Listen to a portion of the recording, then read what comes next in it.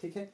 सो स्टाइशियोमेट्री से question moles determine करने को पूछ लेता है, मास डिटरमाइन करने को पूछ लेता है, वॉल्यूम डिटरमाइन करने को पूछ लेता है, बट साथ साथ में अब ऑर्गेनिक रिएक्शंस इन्वॉल्व कर रहा है।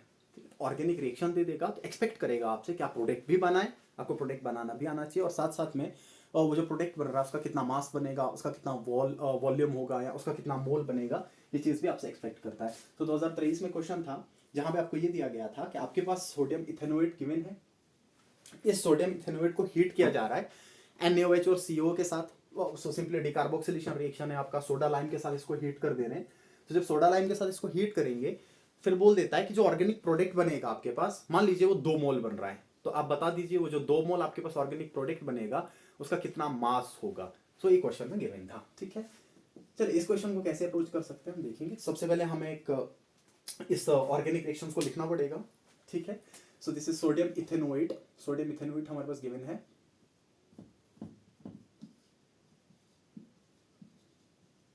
ठीक, very simple. So this is sodium ethanoate. अच्छा, सोडियम इथेनोएट को क्या कर दिया, सोडियम इथेनोएट को हमने हीट कर दिया सोडा लाइम के साथ, and soda lime is a mixture of NaOH plus CO। तो डिकार्बोक्सिलेशन होगा, वेरी सिंपल, डिकार्बोक्सिलेशन होगा, ठीक है। और जब डिकार्बोक्सिलेशन होगा, को ये पता है कि ये वाला जो पार्ट है, जो कार्बन डाइऑक्साइड वाला पार्ट है, ठीक है, सोडियम को हटा दीजिए वैसे भी, सी वाला जो पार्ट है, CO2 वाला पार्ट, ये पूरा का पूरा पार्ट रिमूव होगा, ठीक है। Na2CO3 के फॉर्म में, सोडियम कार्बोनेट के फॉर्म में, और यहाँ पे हाइड्रोजन अटैच हो जाएगा और आपके पास फॉर्मेशन हो जाएगा मीथेन का, CH4, ठीक है। और इसी रिएक्शन में आप देख सकते हैं चीज ऑलरेडी नाउन है कि यहाँ पे डिसेंट ऑफ चेन होगा, डिसेंट ऑफ सीरीज होगा। यहाँ पे 2 कार्बन एटम्स का आपके पास सबस्ट्रेट था और 1 कार्बन एटम का आपके पास प्रोडक्ट बनेगा, सो मीथेन का फॉर्मेशन होगा सिंपली।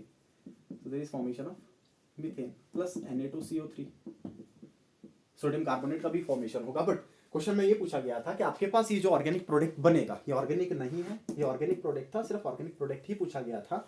सो अगर ऑर्गेनिक प्रोडक्ट का 2 मोल बनेगा तो बताइए उसका कितना मास होगा। अच्छा, बहुत सिंपल। सो आपके पास मीथेन बन रहा है तो 1 मोल मीथेन का मास कितना होगा। So 1 mole of methane, 1 mole of CH4 has mass equal to, किसी भी मॉलिक्यूल का 1 मोल उसके ग्राम एटॉमिक मास के बराबर, या उसके ग्राम मॉलिक्यूलर मास के बराबर होगा। अगर एटम्स की बात करेंगे तो ग्राम एटॉमिक मास के बराबर होगा, तो मॉलिक्यूल्स की बात करेंगे तो ग्राम मॉलिक्यूलर मास के बराबर होगा। So 1 mole of CH4 has mass equal to gram molecular mass, ठीक है। तो इसका 1 मोल किसके बराबर होगा, जितना इसका मॉलिक्यूलर मास होगा उतना ही इसका 1 मोल का मास भी देखने को मिल जाएगा। सो इसका मास हो जाएगा 16, राइट। So 1 mole contain